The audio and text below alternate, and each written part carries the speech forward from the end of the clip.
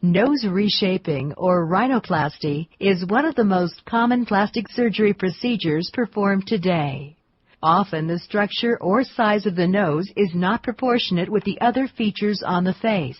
Nose reshaping procedures can help to correct the disproportionate appearance of the nose by altering the size or shape of the nose, the span of the nostrils, or the angle between the nose and the upper lip. In addition, nose reshaping procedures may be performed to correct a nasal birth defect or injury, as well as chronic breathing problems.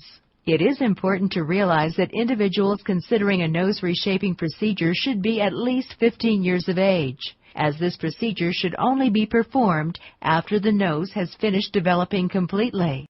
Before you learn how nose reshaping procedures work, it is important that you understand the anatomy of the nose.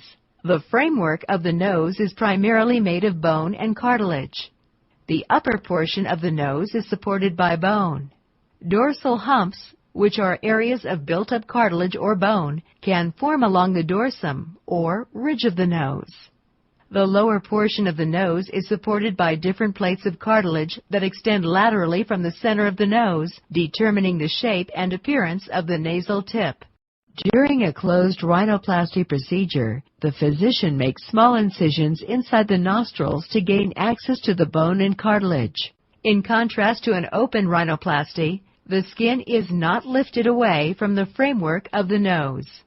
Using very small instruments, the physician will reshape the nose by removing or adding bone, cartilage, and tissue to achieve the desired appearance.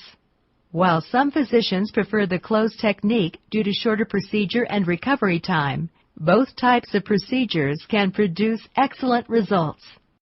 To begin the procedure, the physician will generally make 2 small incisions inside each nostril in order to gain access to the cartilage and bone. In patients whose nasal tip is wide or bulbous, the physician may choose to remove a portion of the alar cartilage from the tip of the nose.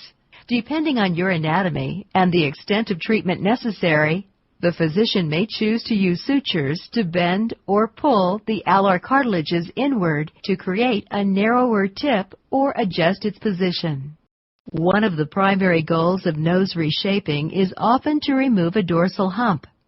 The dorsal hump usually consists primarily of cartilage and some bone. In order to remove the dorsal hump, the physician may choose to use an osteotome, which is a chisel-like device used to cut bone. Using the osteotome, the physician carves away areas of cartilage and bone.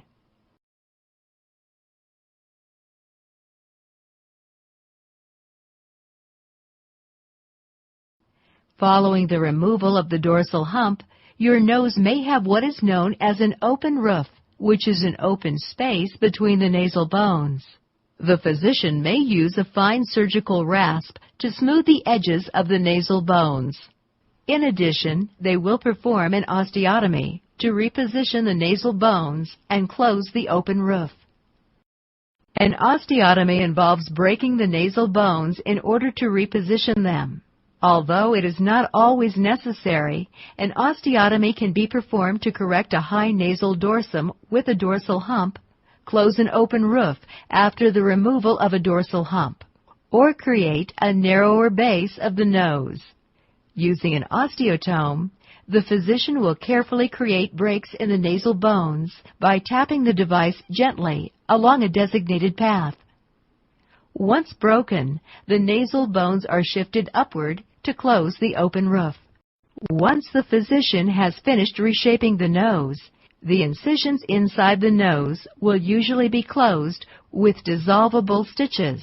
The physician may place nasal airway splints inside your nostrils that provide support and stabilize the nose as it heals. Steri-strips will be applied to the outside of your nose. If the nasal bones were broken during the procedure, a nasal splint will be applied as well. The bandages and splint help the tissues heal and conform to the new cartilage and bone structure. As with any surgical procedure, you will likely experience some pain, bruising, and swelling, particularly in the upper portion of your face and around your eyes. These symptoms will begin to dissipate within the first few days following. Stitches, bandages, and the nasal splints may stay in place for approximately 5 to 7 days. Although the majority of the swelling will subside within a few weeks, some minor swelling may persist for a few months.